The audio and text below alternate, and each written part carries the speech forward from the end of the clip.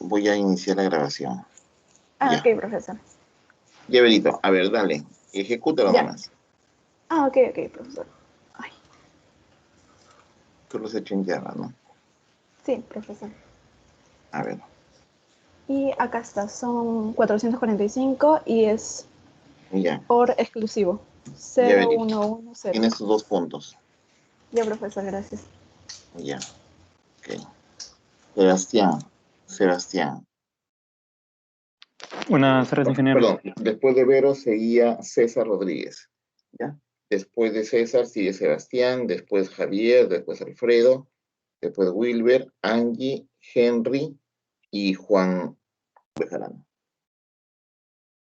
Entonces, César. Sí, profesor. Proceda a compartir la pantalla. Sí. Benito, baja tu manito ya.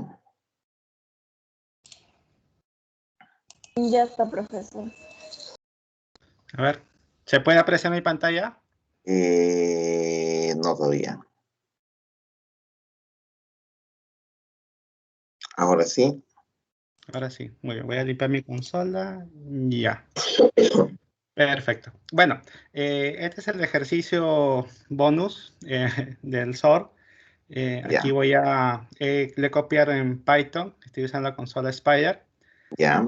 Aquí vemos la definición de las variables, cómo convertimos los arreglos en arreglos flotantes, o sea, doble, como pedía la función. Aquí vemos la función de activación. Aquí vemos la lógica de la red neuronal. Ya. Aquí vemos las listas aleatorias de pesos, lo que nos da los valores aleatorios. Y aquí ya tenemos la estructura del main, ¿correcto? En este caso no es un do, usé un while y Igual rompí el infinito. while con Un init. break. Sí, Ok. okay. Ya. Aquí la salida nos muestra que en la iteración 444, con los valores, los pesos y los pesos Ya. guías, en la iteración 444, tengo la salida SOR. Correcto. Suficiente. Adicional, sí, ahí. Ya, pues, Suficiente. Tienes tus 2 puntos, César. listo, profesor. Gracias. Voy a dejar de compartir. Sebastián. Buenas tardes, ingeniero. Ahí comparto mi pantalla. Bien. César, baja tu manito. ¿Se ve? A ver, todavía no. ¿Se ve, Ya. ingeniero? Sí. Ok. Yo también lo he hecho en Java como Verónica. Acá Ya. tengo las declaraciones de las variables, la función Ya. activación, No te has copiado de Verónica, ¿no? No, De Verito. yo lo he ¿Ah? hecho en Visual Studio, yo lo he hecho en NetBeans, creo. Ya. La red neuronal, los pesos aleatorios y el main. Y voy a ejecutar el programa. Ya.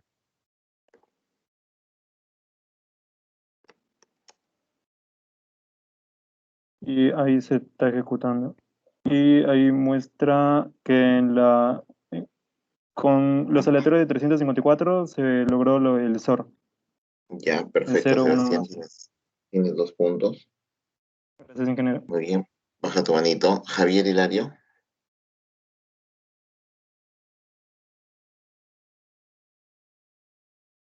Sí, en general, ahorita lo comparto. Ya.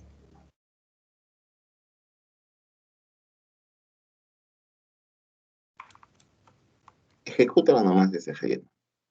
Está bien.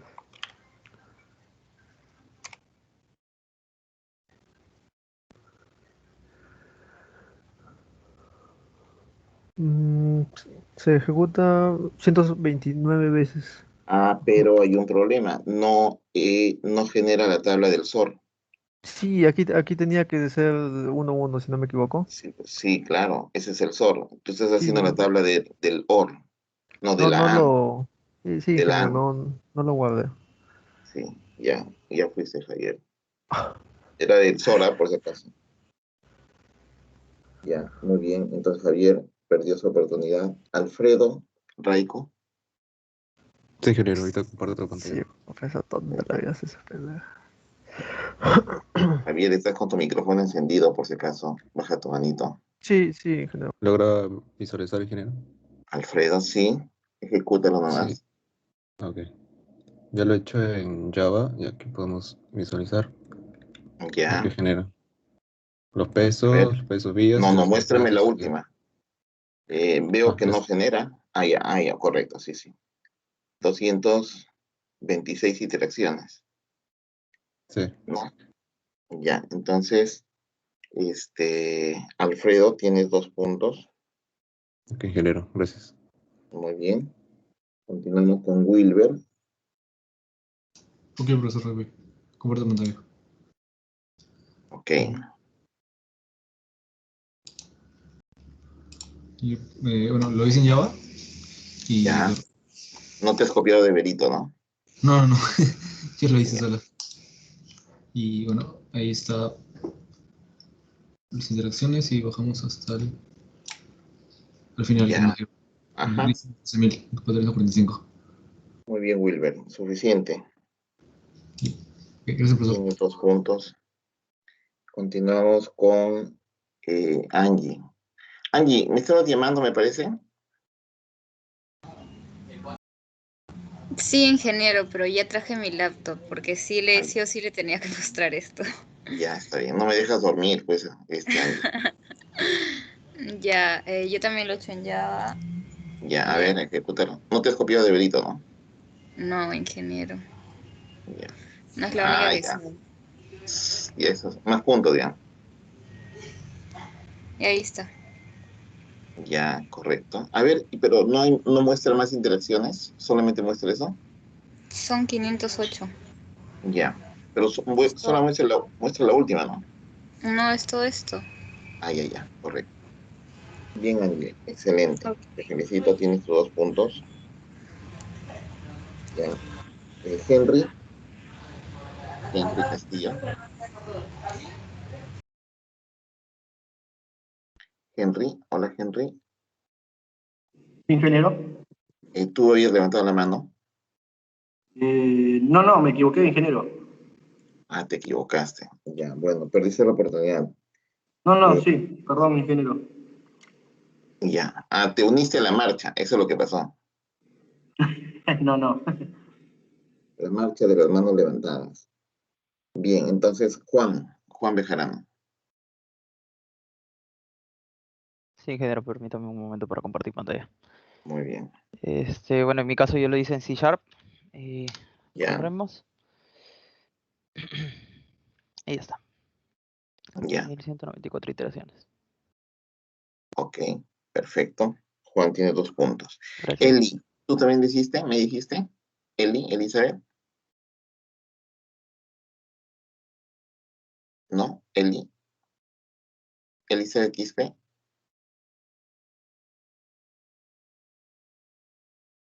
Ya, no me contesta, perdón. Bien, bien chicos. Bueno, entonces los estudiantes, Berito, César, Sebastián, Alfredo, Wilber, Angie y Juan, cada uno tiene 2 puntos más en el examen parcial. ¿Bien? Bueno, hoy día, como ustedes saben, tenemos la presentación ya de los trabajos sobre Machine Learning y vamos a comenzar con los grupos L, M y N, en este orden, ¿no? Entonces el grupo L, el grupo L, los integrantes son, un ratito. Uh-huh. Ya, el grupo L está formado por Patricia Zambrano, ¿se encuentra? Buenas tardes, ingeniero. Sí. Hola Patricia, buenas tardes. Alejandro Vilca, Presente, ingeniero. muy bien, buenas tardes. Y Yamil Guamaní. Buenas tardes, ingeniero. ¿Cómo estás, Yamil? Bien, entonces, por favor, ya saben que tienen que encender su cámara. ¿Qué tema les ha tocado a ustedes?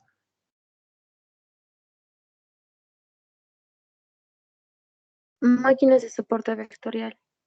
Ya, muy bien. Ingeniero, disculpe, somos 4. Son 4, perdón. Déjeme revisar. Sí. A ver, un ratito, por favor.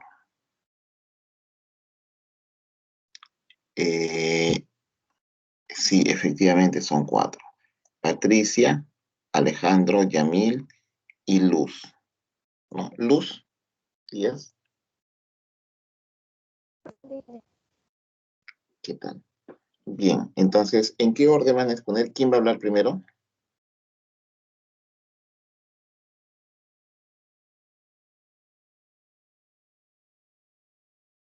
Yo, ingeniero. Ya, Yamil. Después de Yamil, ¿quién sigue? ¿Quién va a hablar? Vendría yo, ingeniero Alejandro. Alejandro, muy bien. Y después de Alejandro, ¿quién va a hablar? Díaz, ingeniero. Luz, Sí. Luz Díaz. Y después de Luz, ¿quién va a hablar? Ingeniero, yo finalizo. Ya, Patricia. Ok. Recuerden que cuando les toque hablar, tienen que encender su cámara. Bien, chicos, van a tener como máximo 20 minutos para su exposición. Pueden comenzar en este momento.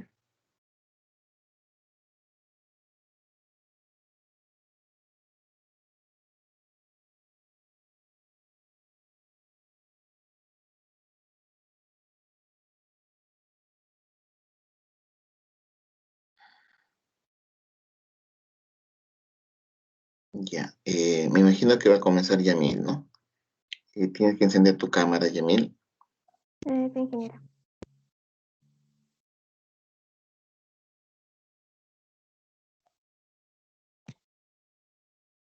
Ya.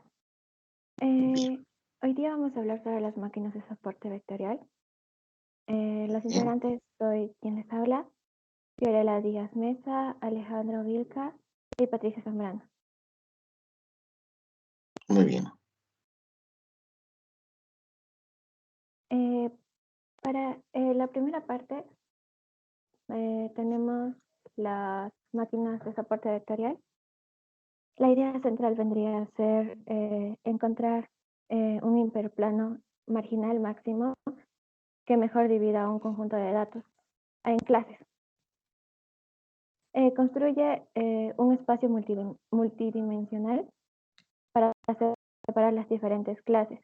Esto genera hiperplanos óptimos de manera interactiva que se utiliza para minimizar un error.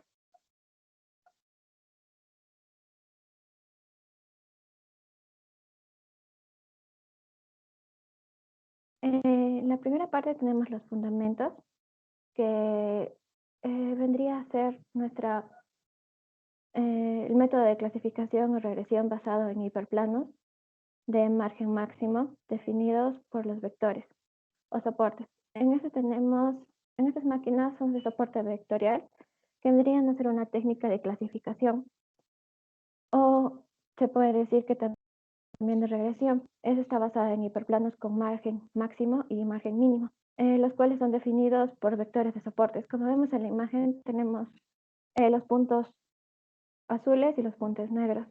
Los puntos azules son los máximos y los puntos negros son los mínimos. Esto es también propuesto, como dice, por Vladimir Babnik. Y el siguiente, por favor. ¿No vas a explicar esa gráfica, Yamil? ¿Esas gráficas? Sí, ingeniero. Es que mejor la vamos a entender en la siguiente diapositiva. Ah, ya, ok. Ya. Por ejemplo, aquí podemos ver la clasificación, que es el de clase A y de clase B. Los vectores de soporte son esos dos vectores que pasan a través de los X, de los ejes, que son los vectores de soporte, que son un punto de datos más cercanos al hiperplano. Son los que toman los puntos más cercanos, como dice, y se definen en las líneas de separar cálculos en márgenes. El siguiente que viene es el hiperplano. Es la línea roja, que es un plano de decisión que separa un conjunto de objetos. El siguiente es el margen, que es la distancia entre los vectores de soporte. Y son los que son las distancias de los puntos más cercanos a la clase. Siguiente, por favor.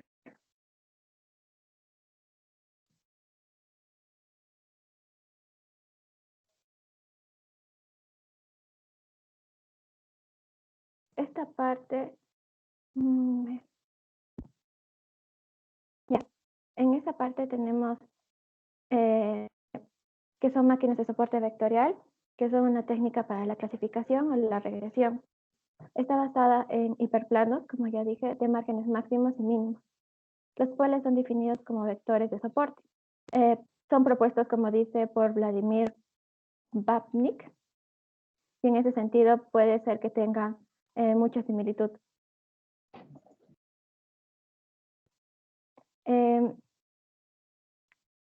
Se conoce como también perceptrones, de manera que si tenemos un espacio de características, o sea, varios elementos, podemos trazar planos e hiperplanos para separar la clasificación de esos objetos.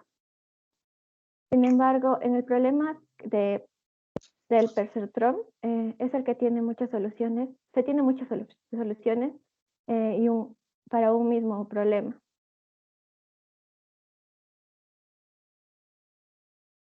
Siguiente, por favor.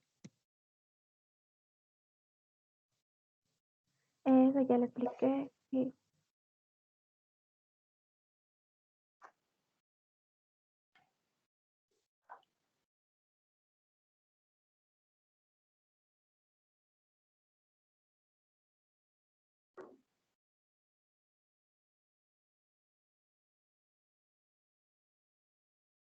Y bueno, ahora me tocaría a mi ingeniero. Bien. Problemas de compartir la pantalla. A ver. Ya.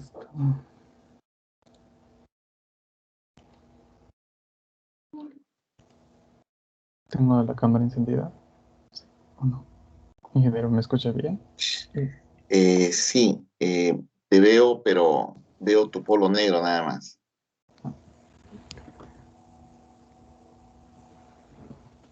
Ya, ya. Sí, estás ahí. Eres tú. Ya. Entonces, ahora, para compartir la pantalla. Ah, no, sigo compartiendo. Genial.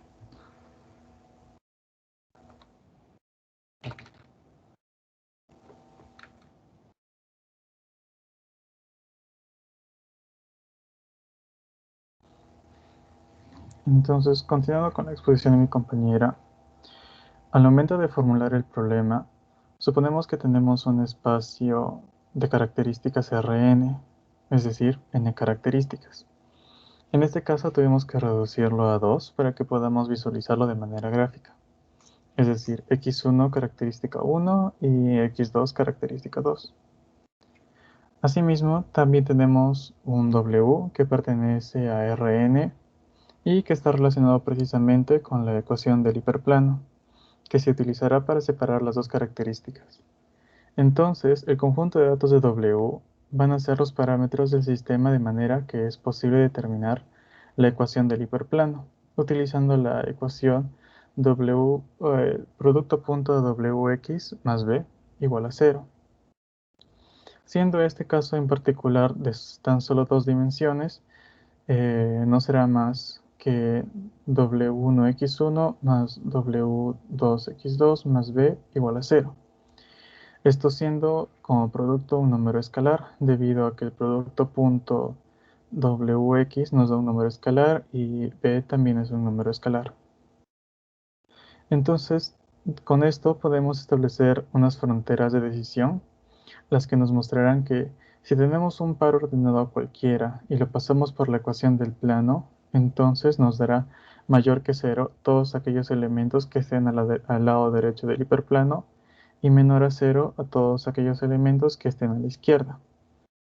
Por lo que se puede describir matemáticamente la ecuación del hiperplano si tenemos el vector W1, W2 que va desde el origen y que es perpendicular al hiperplano.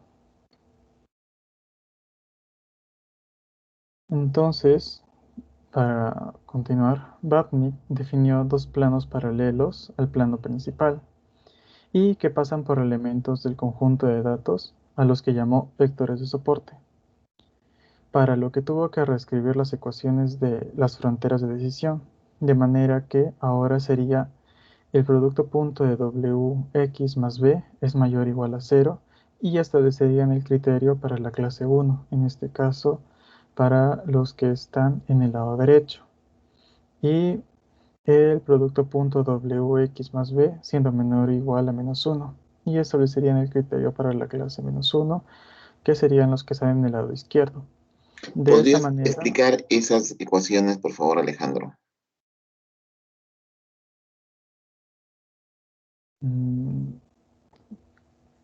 sí, sería de que básicamente todos los datos, o sea, son básicamente a las ecuaciones de las fronteras de decisión, solo que en este caso, al ser mayor o igual a 1 y menor o igual a 1, nos estaríamos, o estaríamos definiendo que no hubiese ningún elemento dentro del margen y que existiera esa separación. Ya, ¿cómo sabes en esas gráficas que las líneas son paralelas? ¿Qué te dice? En las ecuaciones que tú estás mostrando, ¿cómo puedes demostrar que las líneas son paralelas?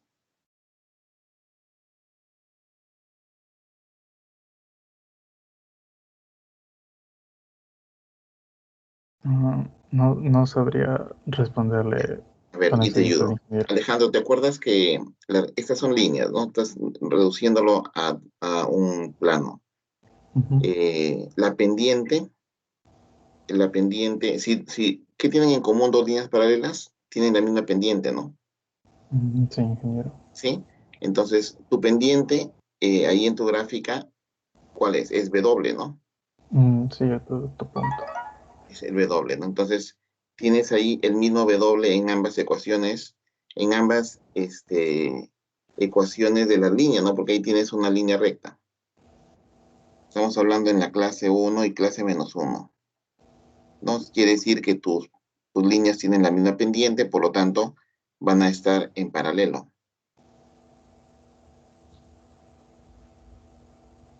¿Cuál es la clase 1 y la clase menos 1? La clase 1 vendrían a ser los puntos de color azul, o sea, el X más, y la clase menos 1 serían los puntos negros, que es el X menos. Ya. ¿Y en la gráfica de la expresión equivalente, lo podrías explicar, por favor?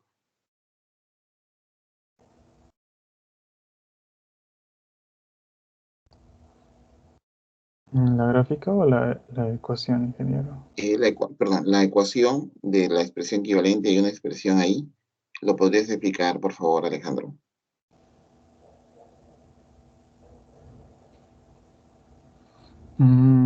Sí, puesto que las dos primeras ecuaciones, que es de la clase 1 y de la clase menos 1, marcan lo que es la frontera de decisión de los planos auxiliares, entonces esas dos pueden ser reescritas en una misma ecuación, que es y sub i, el producto punto de wx más b, mayor o igual a 1. En el caso de que si el par ordenado está a la derecha, entonces y sub i sería igual a 1. Y en el caso de que estuviera a la izquierda, el y sub i sería igual a menos 1.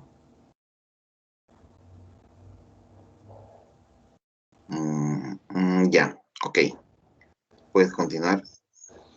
Entonces, para eso, para los vectores de soporte, ya que están sobre los planos auxiliares, se cumpliría la igualdad.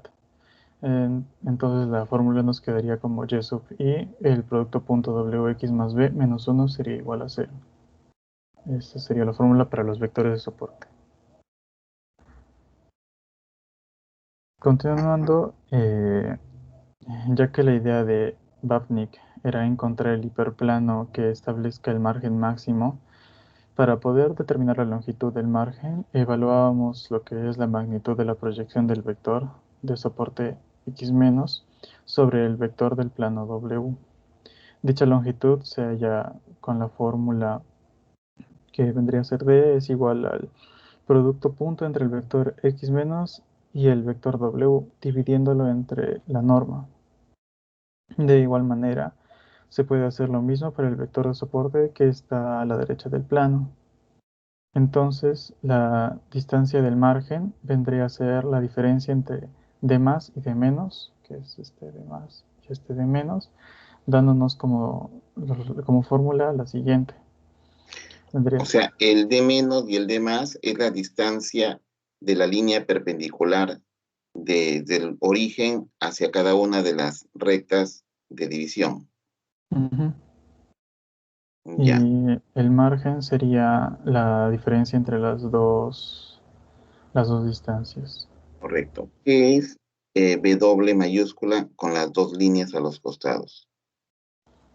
Sería la norma, o como habíamos visto después, vendría a ser la W transpuesta sobre la W, o W transpuesta, si no me equivoco. O sea que es una matriz.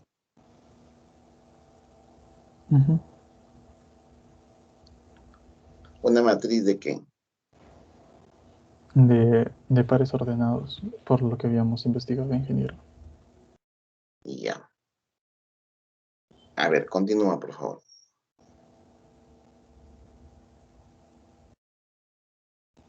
Entonces, si de la ecuación para los vectores de soporte lográramos despejar lo que es la ecuación del producto punto para el vector de soporte positivo como para el negativo, al momento de reemplazarlo sobre la ecuación de la longitud del margen, que es la d, que es de más menos de menos, entonces nos quedaría la fórmula que es d es igual a 2 sobre la norma. Entonces, de esta manera, el objetivo de la técnica de SVM sería maximizar esa ecuación.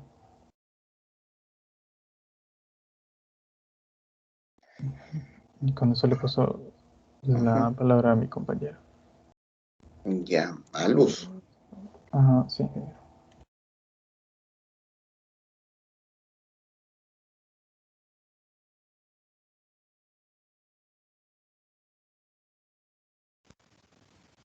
Ya. Sí, me lo habrá ingeniero.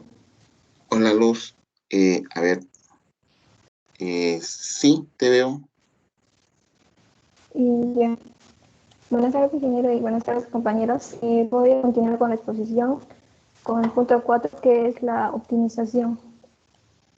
Ya les explicó mi compañero, pero muchas veces vemos que el problema de maximización tiene como intrínseco un problema de minimización equivalente, o sea, que podemos decir entonces que maximizar la expresión 2, como vemos aquí, sobre la norma de W, que es la primera fórmula, podemos expresar lo que se puede, como vemos, la diapositiva es W puestas por W. Esto es equivalente a minimizar su inverso, que puede ser un medio de W. Ya, siguiente es equivalente debido a la minimización. Esta expresión, nos aseguramos que se maximice la primera. De igual manera, existen restricciones. Buscamos, y dichas restricciones son que los vectores que son de soporte estén sobre los planos, habiendo una restricción por cada vector de soporte. Perdón, Luz, una preguntita. Lo que buscan es maximizar D, ¿no? Sí. Ya. ¿Cuál es la idea de calcular ese R max W y R min W? O sea, ¿por qué lo calculas y dónde lo utilizas? ¿Por qué muestras esas ecuaciones?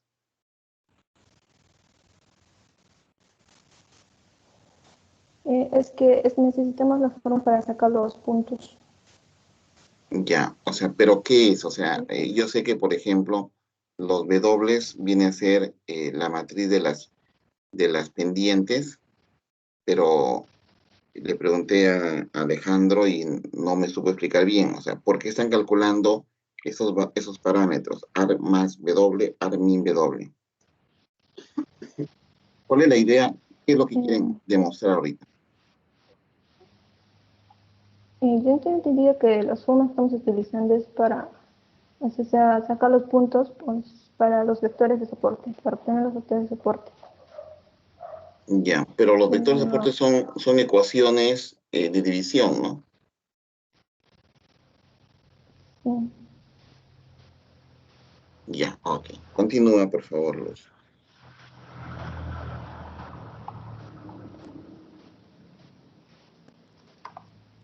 Ya. Me quedé en las restricciones. Siguiente, por favor. Ya, a ver, me van a explicar las ecuaciones. Si ustedes ponen una ecuación, quiero que me la expliquen. Ya, qué significa, qué es lo que quieren hacer. Si no lo van a explicar, mejor no lo coloquen, ¿no? ¿De acuerdo? Así que veo aquí varias ecuaciones y quisiera que me expliquen qué es lo que están queriendo. Y la pregunta va para todos, no solamente para Fiorella, sino para todos los integrantes del grupo. Si alguien quiere apoyar a Fiorella, puede intervenir. De acuerdo, ingeniero. Bien, Voy a a ver, explicar las ¿te ecuaciones. escuchamos? Ya.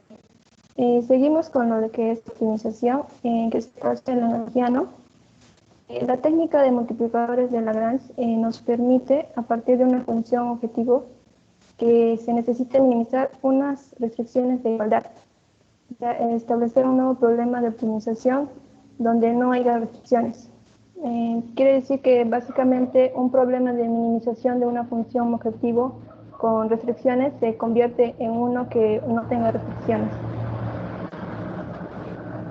Bueno, en la estructura de Lagrange, como vemos la función objetivo, no son solo los parámetros de W y B, sino también los coeficientes de Lagrange, restringiéndose como una función objetivo menos la sumatoria a lo largo de todas las restricciones de la restricción multiplicada por los coeficientes de Lagrange y para tener el mínimo de la función derivada a cero. Derivando esto a los parámetros W y B como vemos, obteniendo la siguiente expresión que es la W es igual a la sumatoria de cada una de las expresiones del producto de los coeficientes de Lagrange, como vemos, multiplicado por sub i y x sub, perdón, y sub i y x sub i.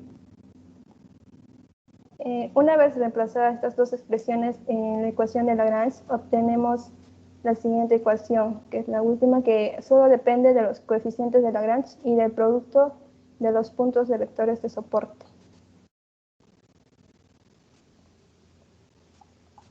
Siguiente.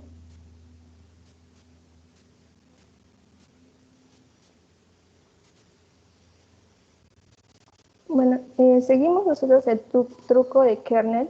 El truco de kernel es básicamente consiste en aplicar una transformación al espacio de entradas a través de kernels para que aumentando la dimensionalidad del espacio de entrada se pueda convertir un sistema de clases de lineamiento no separables a un sistema de clases linealmente separables.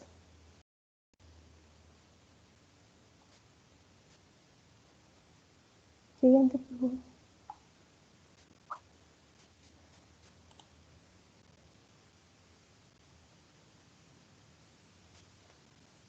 Le doy paso a mi compañero. Ya, ¿le toca a Patricia? Sí, ingeniero. Ya, a ver. Ingeniero, ¿me puedo visualizar? Sí, te vemos. Buenas tardes, ingeniero y compañeros. Todos voy a continuar con la exposición. Continuando con lo del truco kernel, a lo que mi compañera estaba comentando anteriormente, entonces de esta manera, si aplicamos el truco kernel, aumentamos la bidimensionalidad del espacio de entrada.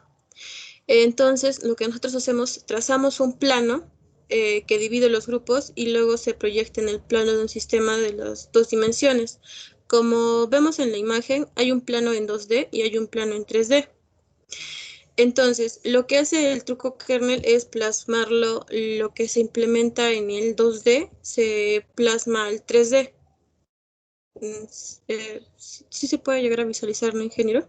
Sí, le estás agregando una dimensión más y ya Sí. no tienes un plano, sino tienes un volumen, ¿no? Y los puntos verdes están en la 3D. cima, más cercanos a Sí. uno. Y ahí vas a Ya. trazar un hiperplano. Sí. Ujú. Ya, entonces,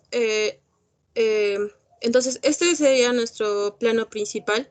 Y tenemos un plano principal y un plano secundario. Que cuando hay cuando intersecta algunos de estos elementos dentro del espacio de las características vendrían a ser vectores de soporte. ¿Se me escuchó, ingeniero? Sí, te escuchamos. Ya. Eso sería para culminar la parte de lo que es el truco de kernel. Ya ahora vamos a continuar con la explicación de la implementación del desarrollo del software. Lo que nosotros, Alejandro, no sé si lo puedes abrir en el Google Colab. Ingeniero, nosotros hemos implementado el código en lo que es Google Colab. Correcto. No lo veo. Sí, Sí, lo veo. Si es que yo lo veo muy pequeño. Alejandro, ¿lo puedes hacer más grande? Ya. Sí, ya. Ahí sí está bien. Ya. Lo que nosotros primero hacemos aquí es crear en Google Colab. Generamos. Hay comentarios en los cuales se pueden ver lo que vamos a explicar. Primero generamos 30 muestras con 2 características asociadas a 2 clases. O sea, creamos 30 características, 30 muestras para 2 características y 2 clases. ¿Sí? Sí. Como en la primera línea de código, eso es lo que se estaría haciendo. Y luego... De manera aleatoria. O sea, y luego creamos el modelo SVM para la clasificación con kernel lineal y lo entrenamos. O sea, se entrena el modelo.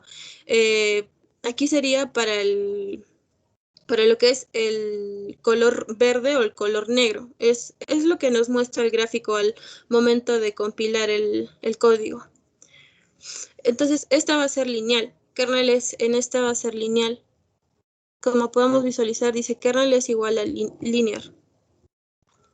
¿Ese 100 igual a 100 qué significa? C igual a 100. Sí.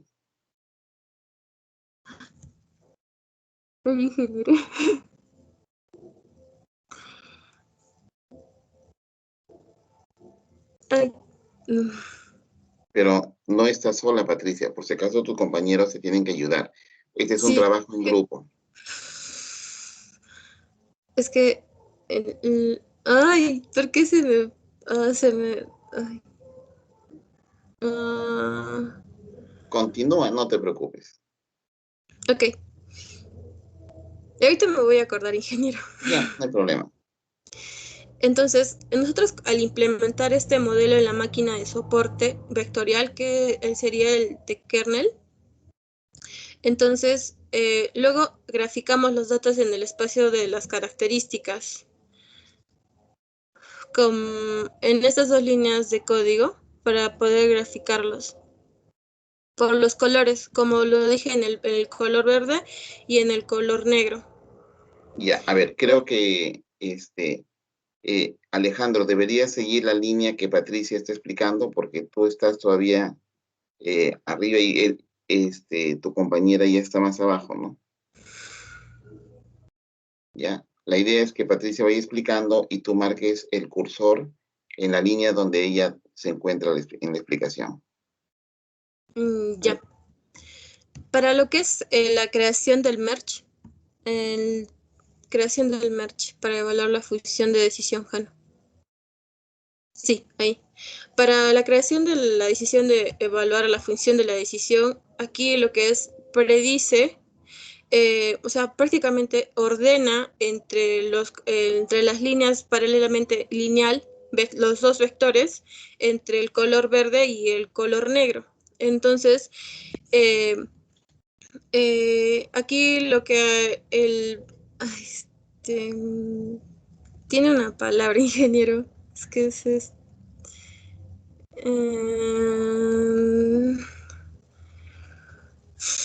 el hiperplano. Sobre el hiperplano. Ya, esa es la palabra, ingeniero. Perdón. Ya, no pidas perdón, no tienes nada que pedir perdón, continúa. Dije, es que me confundo un poco con los términos y... Ya, no hay problema, no te pongas nervioso, estamos entre amigos. Sí, ingeniero. Ya, entonces eso es lo que haría la función de decisión. Buscándole en el hiperplano, entonces esto haría, separando los verdes con los de color negro. Luego se grafica el hiperplano y el margen, justamente lo que estaba comentando. Luego, después de la decisión, se grafica el hiperplano y el margen. Después se grafican los vectores de soporte.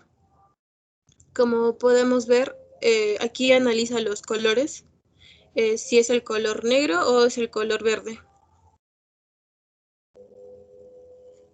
¿Puedes bajar, Jano, un poco más?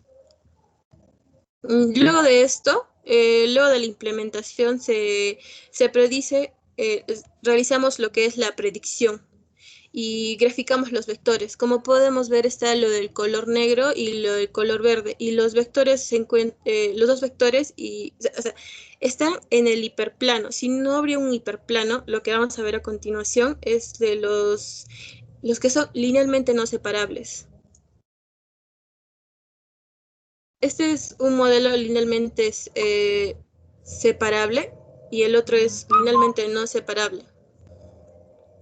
Entonces, ahora lo que vamos a hacer es los linealmente no separables. Ya.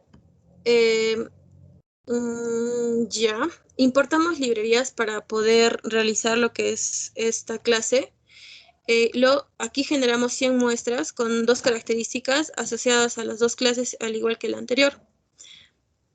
Entonces, luego de eso, creamos el modelo de soporte vectorial para la clasificación con kernel lineal del RBF y entrenamos el modelo. Al entrenar el modelo, aquí, igual que el anterior, se predice, prácticamente el modelo predice que si lo puede encontrar en hiperplano. Si no lo encuentra en el hiperplano, no podría realizar lo que es la separación, la clasificación de colores. Entonces luego graficamos los datos del espacio de las características. Es igual que el color verde y el color negro y el color verde. Igualmente se crea la merge para evaluar la función de decisión. ¿Puedes bajar un poco más, Jano? Sí. Ya. Se grafica de igual manera, se grafica en el hiperplano y el margen y graficamos los vectores de soporte. Como podemos ver, como no son lineales, no son, o sea, no son clases separables. Sí, como no son clases linealmente no separables, entonces no se encuentran vectores. O sea, como al buscar en el hiperplano, no se separan, sino están casi juntas, se podría decir, pero se encuentran ahí. ¿Sí me dejo entender, ingeniero? Sí, claro. Es lo que tú explicaste en las diapositivas. Sí, este es en el 2D. Luego vamos a ver lo que es lo de radial.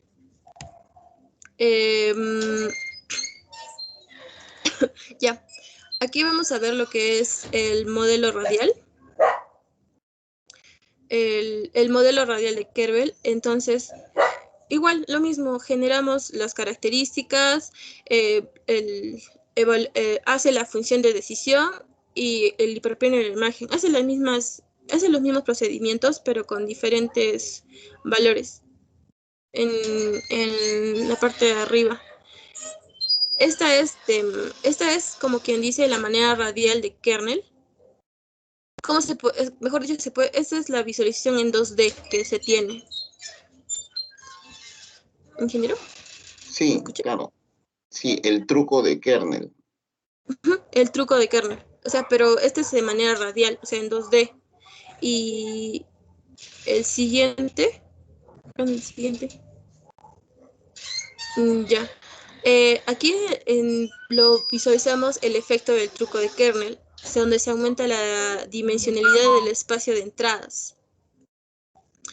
Entonces, cuando se aplica la operación gaussiana, separa las clases, cosa que al separar las clases las podemos visualizar en la imagen, entre el color negro y el color verde.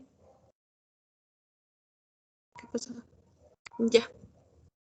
De esa manera funcionaría, ingeniero, el algoritmo, pero este es más como para el truco de kernel en 3D y el anterior era para el 2D. O sea, lo mismo que yo estaba comentando antes de presentar el algoritmo. Ya, ahí acaban su exposición. Sí, ingeniero. Ya, pero, ok. Bueno, ya el tiempo se ha excedido. Su informe, ¿quién lo va a enviar? Alejandro. Yo, ingeniero, se lo voy a enviar. Alejandro, ya me lo envías, por favor, ¿A su correo?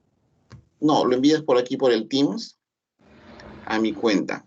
Me mandas un mensaje y ahí me envías el informe. Está bien, ingeniero. Muy bien. Ya, a ver, una sugerencia para el resto de grupos. Si van a colocar ecuaciones, si van a colocar algo en el PowerPoint, por favor, tienen que explicarlo, ¿no? Si no saben explicarlo, mejor no lo coloquen, ¿de acuerdo? Esa sería mi sugerencia. Vamos a pasar al siguiente grupo, que es el grupo M, ¿ya? Que está formado por Ronnie Condori. ¿Qué tal, Ronnie? Buenas tardes. Buenas tardes, ingeniero. ¿Cómo está? Richard Miguel, buenas tardes. Buenas tardes, profesor. Buenas tardes. Elizabeth Quispe. Eli. Buenas tardes, ingeniero. ¿Cómo está? Sí estoy, ingeniero. Sí, claro. Bien. Entonces, ¿quién va a hablar primero? Elizabeth. Elizabeth. ¿Puede ver? Porque creo que... Sí. Veo un documento, un PDF. A ver, un segundo, ingeniero. ¿No se ve el Canva? Sí, ahora sí. Ya. Voy a prender mi cámara. Ya. Bien, pueden comenzar. Ingeniero, buenas tardes. Buenas tardes. Nuestro equipo está conformado por Richard Brian Condori Sánchez, Richard Edison San Miguel, y el tema que vamos a presentar es SVR, Algoritmo Support Vector Regression, o algoritmos de soporte de vector regresión. Primeramente, una breve introducción. El presente trabajo trata acerca de cómo se puede aplicar el algoritmo conocido como Support Vector Regression, que es un modelo de conjunto de datos. Bueno, en este caso hemos tomado la data de Boston Housing Prices. Se dice que lo que es el soporte de vector regresión es muy utilizado para algoritmos de aprendizajes supervisados, ¿no? Este tiene un límite, no llega a los que son no supervisados. Ya para ello ya serían otro tipo de algoritmos. Aquí tenemos una gráfica en el cual básicamente la línea diagonal o la recta es lo que tomaría en el vector una regresión simple, lineal, pero con la diferencia de que va a haber otras dos líneas adyacentes, otras rectas adyacentes paralelas, y estas lo que van a hacer es un paralelismo, ¿no? Y la distancia entre la línea de la recta media y las líneas paralelas va a ser el épsilon. Entonces, lo que hace el algoritmo de soporte de vector de regresión es lo que hace es calcular toda la data que esté adyacente a la recta diagonal, ¿sí?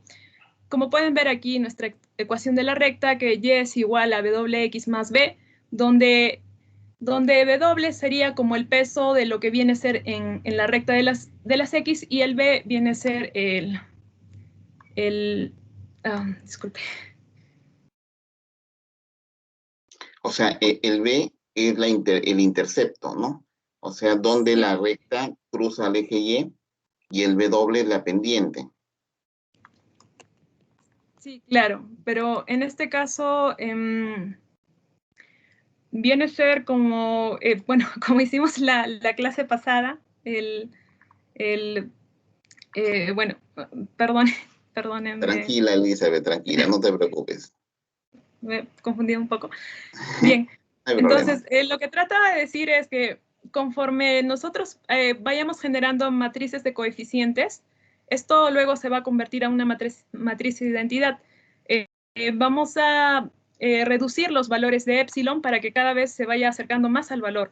En una regresión lineal, básicamente la recta se traza y, bueno, todos los valores cercanos a la recta sería la respuesta correcta. Pero en este caso, lo que es el soporte de vector de regresión, lo que hace es que a través del valor C, que viene a ser como un parámetro de regularización, vayas acercándose cada vez más al resultado, ¿sí? Para eso, y no explayarnos tanto en el Canva, les voy a presentar el informe donde está más detallado este punto. Bueno, aquí tenemos el informe.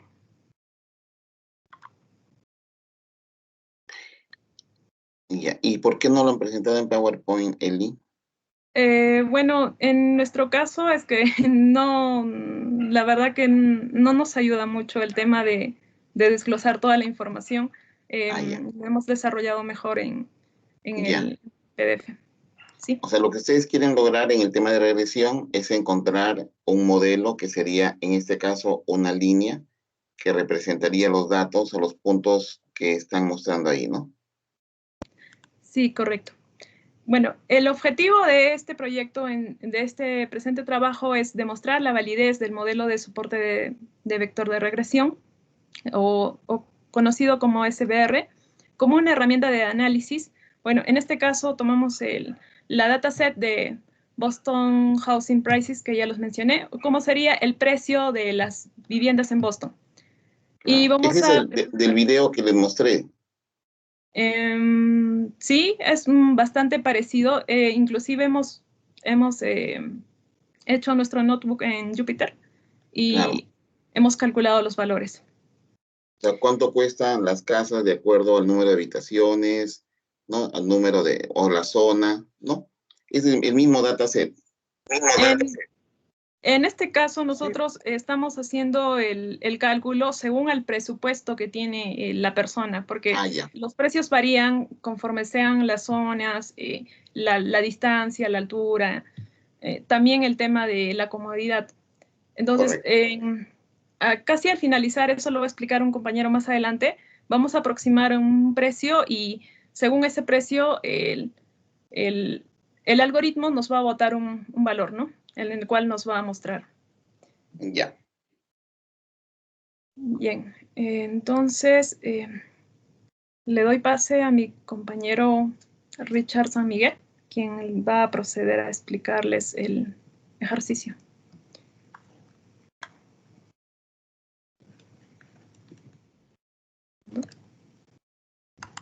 Era Ronnie, perdón, Elizabeth.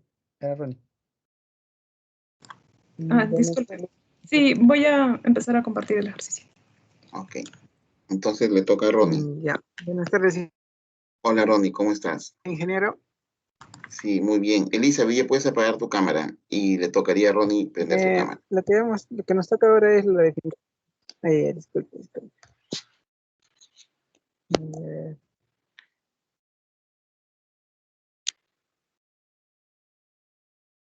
Debo estar mal de la vista porque veo muy nubloso. Sí. Ya. ¿Ahora me ve, ingeniero? Ya, muy bien, Ronnie. Ya, ingeniero. Ahora lo que vamos a hablar es acerca de las variables que se utilizan. Espera un momentito, por favor. El informe está aquí. Ya, la definición de los conjuntos de datos, ¿verdad? Ya, como observamos en la presentación, observamos los conjuntos de datos que más se están utilizando en este algoritmo. ¿Y por qué decidimos utilizar a estas variables? Son porque son los que dan mayor valor significativo para lograr hacer lo que es la percepción. O sea, son variables que nos van a ayudar a determinar el resultado del valor de una habitación, claro, de una vivienda. Aquí O sea, observamos... Ronnie, lo que quieren es ustedes, a partir de un presupuesto que tiene una persona, ver qué casa puede comprar o cuál es el objetivo aquí en tu regresión. Determinar el valor de la vivienda. Determinar el valor de la vivienda. ¿A partir de qué parámetros? ¿De qué características? Aquí observamos lo que es, podemos ver lo que es la dimensión, lo que es la longitud. ¿Pero van a tomar todas esas características o solamente van a hacer con algunas o con una? Vamos a considerar unas cuantas. Que vamos a ver el algoritmo, vamos a ir mostrando. Ya, a ver, continúa por favor, Ronnie.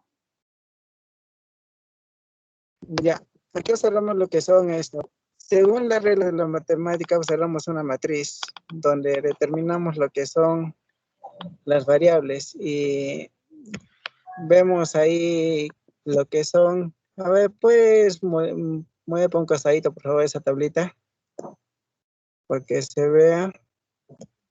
En el load 1 observamos que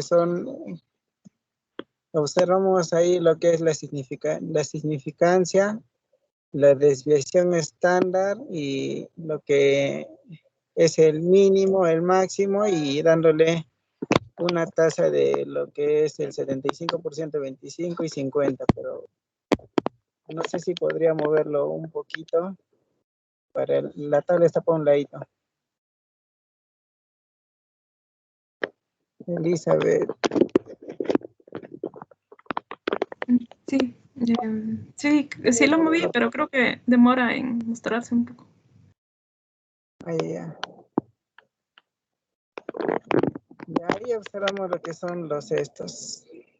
Acá en el df.read observamos, acá sale dando lectura a lo que es el archivo, donde están los datos. Ya más abajo nos aparece, no sé si podría bajar un poquito, Elizabeth. Mi máquina está lento, creo que no puedo visualizar lo que está mostrando.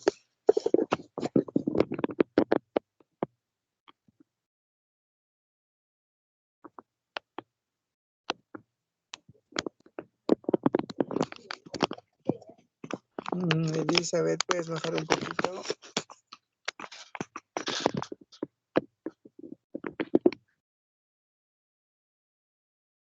Ya.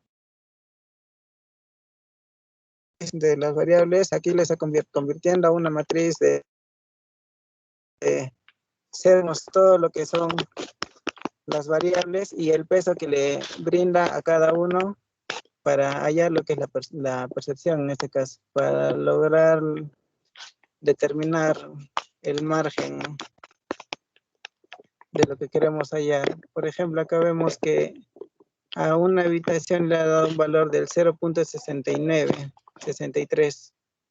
Acá está considerando lo que son un decimal de 6,6 para que sea un poco más exacto. Ahí vemos lo que es la distancia, la longitud, si es residencial, la altura, si es industria, la latitud y lo que es si está cerca.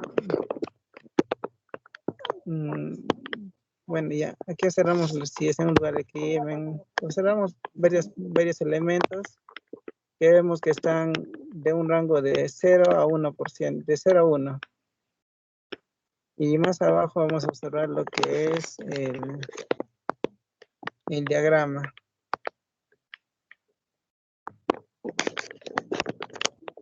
puedes bajar un poquito, Elizabeth. Ya, aquí observamos lo que es la regresión. Acá estamos mostrando nada más los puntos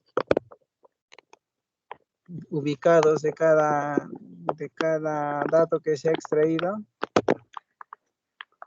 Y bajamos un poquito. Aquí observamos que el eje X son de los 9 de habitaciones y que son de 4 a 9, de 0 a 9 mejor dicho, y al otro lado en el eje Y observamos lo que es los millones que se van a determinar. En este caso lo que está haciendo está tomando como base 5,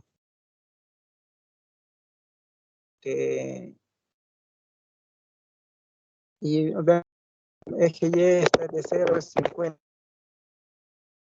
Bajamos un poquito.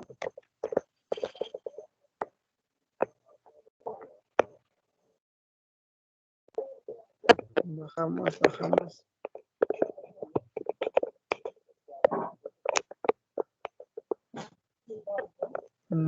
Bajamos un poquito, Elizabeth. Está lento, muy lento.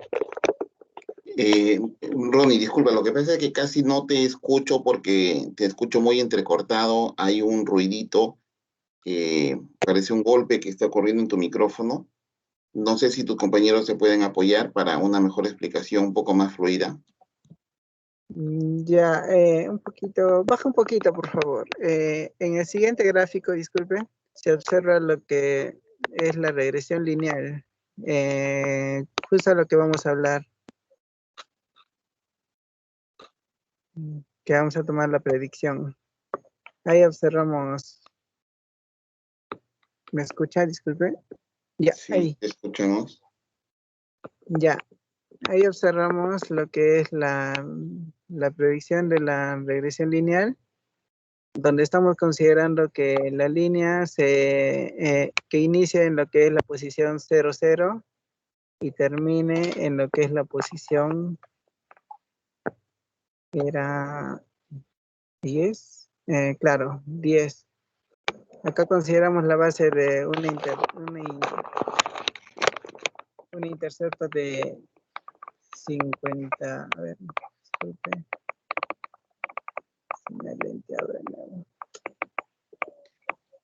Richard, ¿qué tal? Buenas tardes. Tal vez lo puedes apoyar a Ronnie. Sí, profesor. Sí, porque Ronnie creo que tiene problemas de conexión. Ya, a ver, ¿en qué parte estamos mostrando ahora? Bueno, lo que está mostrando Elizabeth es el resultado de la aplicación del algoritmo sobre el primer conjunto de datos, pero utilizando únicamente la función de regresión lineal simple, ¿no? Correcto. Bueno, esa es digamos, una primera aplicación tradicional que normalmente se utiliza para este tipo de algoritmos. Pero también hay ya la otra aplicación que es precisamente lo que nosotros nos tratamos de enfocar. Baja un poquito Elizabeth para mostrar el otro gráfico, que sería ya la función exacto, esa de acá, esta de acá, esa, la que es la predicción ya utilizando la parte del algoritmo que simula o que trata de predecir el precio en este caso utilizando el dataset de Boston, de Boston, House prices. Claro, housing prices. Tenemos que estamos utilizando ahí la variable del precio contra la variable del número de habitaciones, ¿no? Entonces, los valores que estamos encontrando, como utilizando, digamos, todo este conjunto de datos, es que tenemos una variable constante que C de 0.01, el epsilon que vendría a ser el margen de error más o menos entre la línea roja que que vendría a ser la regresión lineal contra los dos escenarios de tanto superior e inferior, en donde ya se puede mostrar el margen de error, ¿no? El margen de error, y también podemos ver el intercepto, que es 0.370, el coeficiente de 3.135, y el valor, digamos, promedio de esa variable que estamos analizando, que en este caso es el valor de la propiedad, digamos, ¿no? Tenemos que el mejor porcentaje que estamos encontrando, o sea, tratando de minimizar el error o el margen de error, es de 73.53%, lo que nos daría, digamos, el ratio de exactitud de este modelo, ¿no? Para este caso en particular, de la Perdón, forma Richard. como lo hemos corrido, sí. Según los puntos que se muestran, aparentemente la recta no representa los puntos, ¿no? Me parece que la pendiente de la recta es mucho menor que lo que se puede mostrar en los puntos. Sí, o sea... ya, se va corrigiendo. Sí, se va corrigiendo, exacto. Ahí muestra más, cuando vamos ajustando los valores de C, por ejemplo, de hecho, ese es algo que estuvimos revisando en la documentación. Se muestra que va subiendo el nivel de porcentaje y minimiza el margen de error. Por ejemplo, en el caso, pues, hicimos hay tres escenarios, ¿no? Por eso que el compañero Ronnie mostró que teníamos 75%, 65% y el 81%, que es el valor máximo al que se llegó. Podríamos seguir haciendo ajustes, pero obviamente eso ya es un poco de lo que conocemos con entrenamiento, ¿no?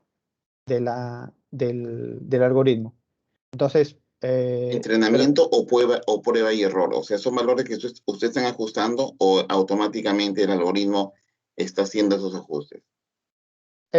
No, nosotros le hemos ingresado los valores en el código, ¿no? Pero podríamos hacer o sea, la idea definitivamente de este algoritmo es que pueda hacer los ajustes en base a un rango,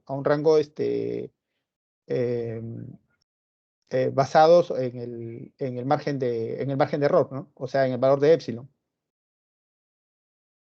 ya sea para nivel superior o inferior. Ya. El otro punto que encontré, por ejemplo, como estuve revisando un poco, era de que este algoritmo, digamos que este algoritmo en particular, que pertenece al conjunto de algoritmos de Support Vector o SVM, el SVM está orientado obviamente a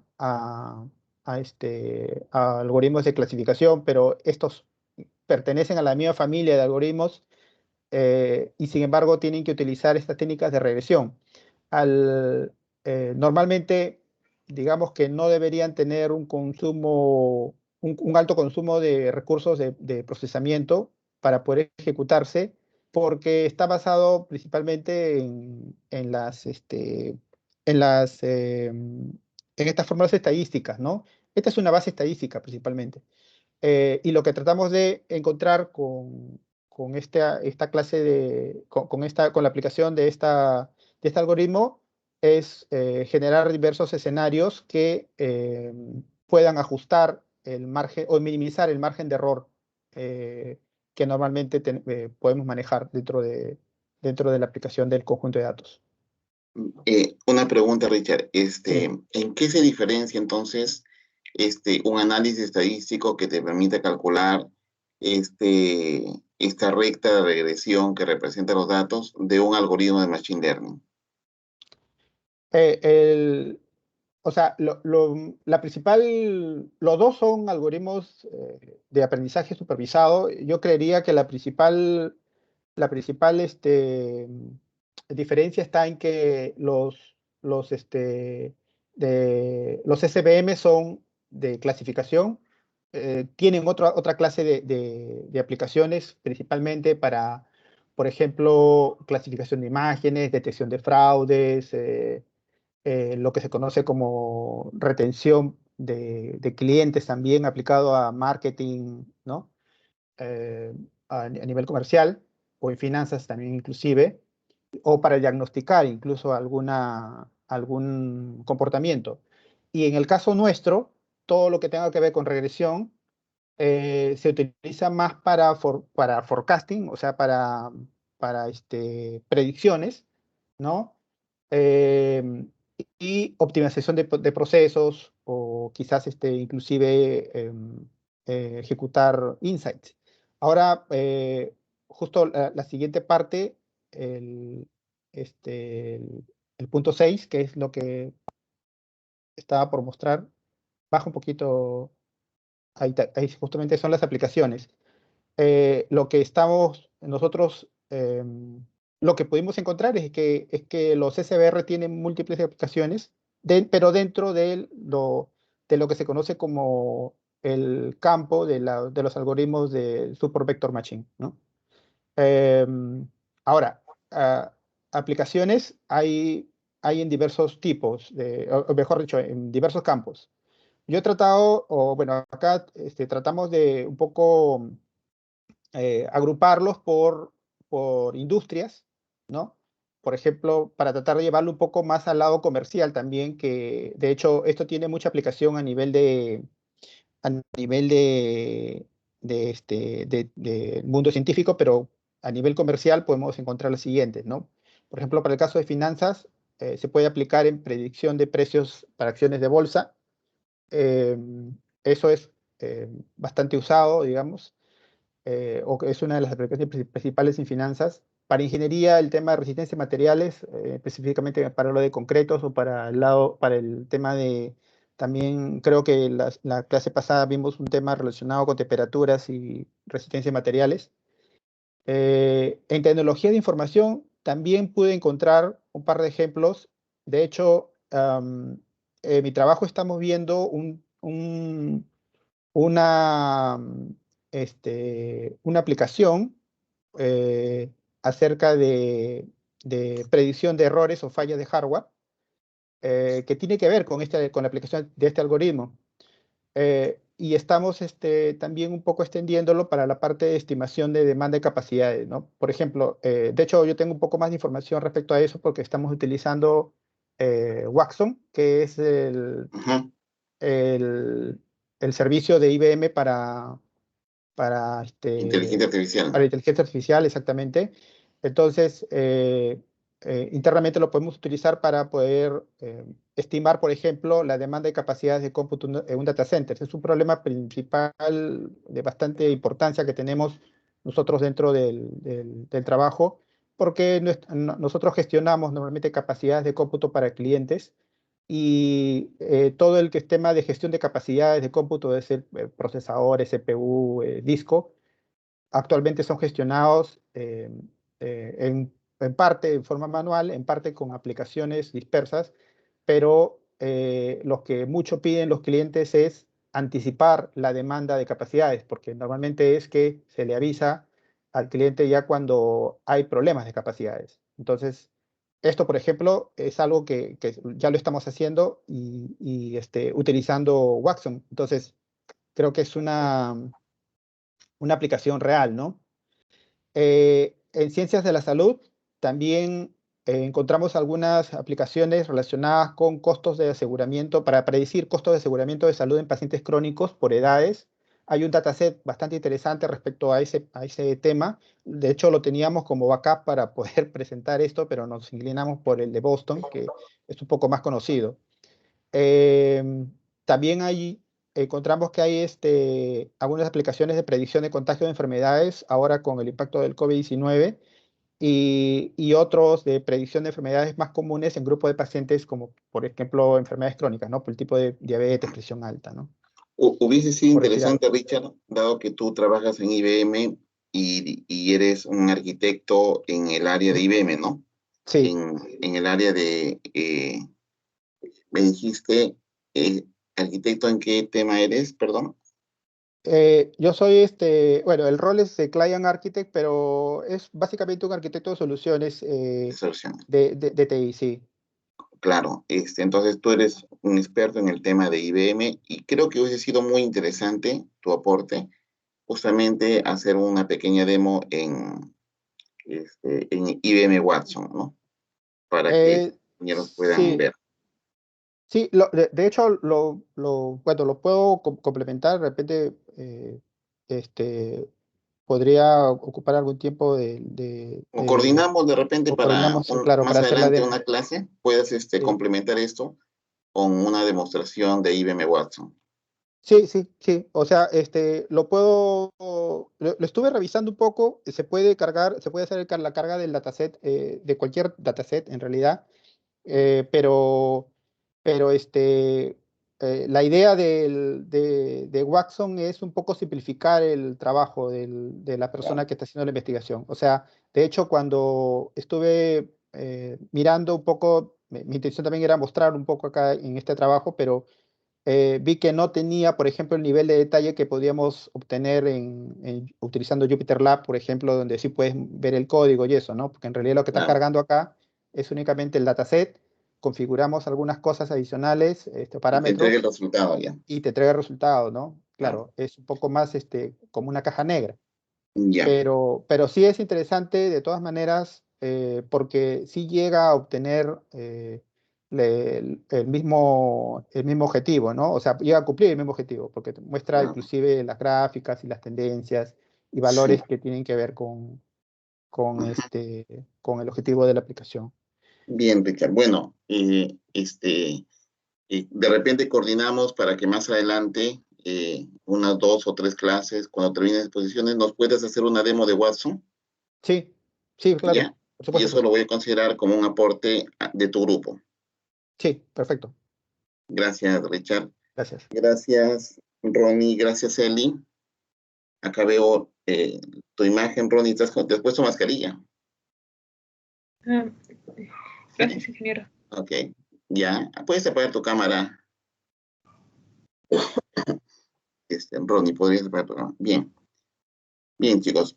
No se olviden, Eli, de enviarme, por favor, tu informe por un mensaje de chat.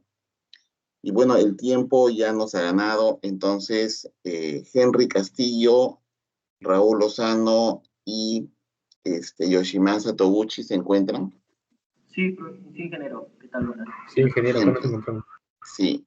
Bueno, el tiempo nos ha ganado. ¿Les parece si posponemos su presentación para la próxima clase? Ya, ingeniero, no hay problema. De paso que lo pueden pulir un poquito más y hacen algo sorprendente. Ingeniero, una consulta. Entonces, ¿le enviamos la presentación y el informe a la próxima clase? No, la próxima clase. La próxima. Hoy no. Ya, perfecto. Perfecto, ingeniero. ¿Ya? Hoy día solamente nos alcanza el tiempo para los grupos L y M. Y bueno, la próxima clase comenzamos inmediatamente con ustedes. Correcto, ingeniero.